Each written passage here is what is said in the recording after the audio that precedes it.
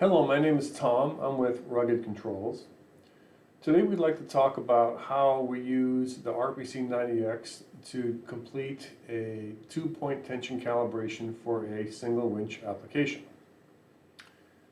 Currently we have the RPC-90x display set up as a single winch with the tension measurement in the top section of the display. We're calling it forward port.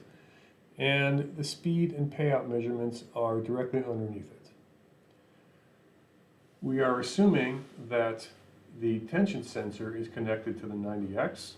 Could be a load pin on a sheave, a tension link, run-of-line tensiometer, and also a rotational sensor is connected to the 90x, an encoder or a pair of proximity sensors on a turning sheave.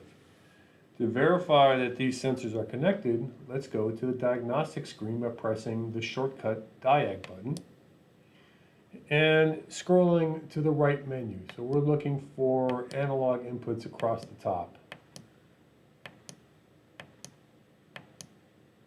Okay, so there's the analog input menu on the diagnostic screen. Our sensor is connected to channel 1, and if I perturb that sensor, you can see that it does vary. Right now we're running volts just for simulation's sake. And let's find the menu that has the counter inputs. Counters. As we notice across the top it says counters. And let's perturb that system, spin the sheave. Okay, great, we're going back and forth, so we seem to be in good shape. So let's start the calibration. Press the display button to run back to the main menu. We'll navigate to the calibration screen with the menu button and then down to the calibration screen.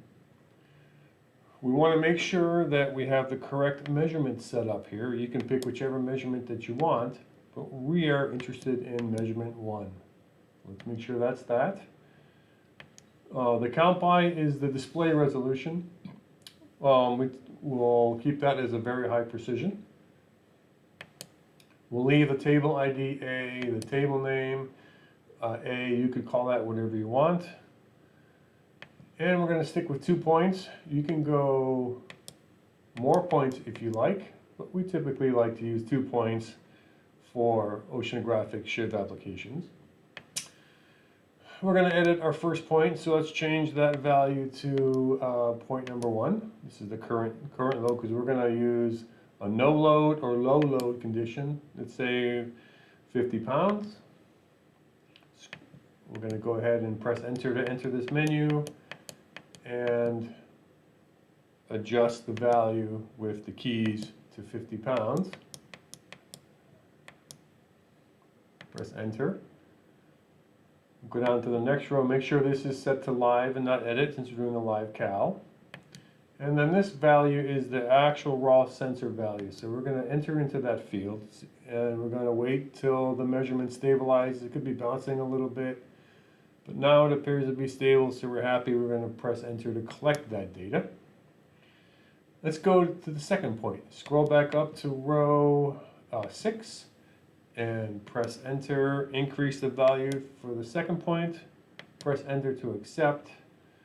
We're going to keep it at 5,000 pounds. That seems like a good amount of weight. We have a good certified weight that's 5,000 pounds. Keep it at live, and we're going to go activate this row by pressing enter, and it's going to be reading live values. It's going to be a little bumpy till it stabilizes.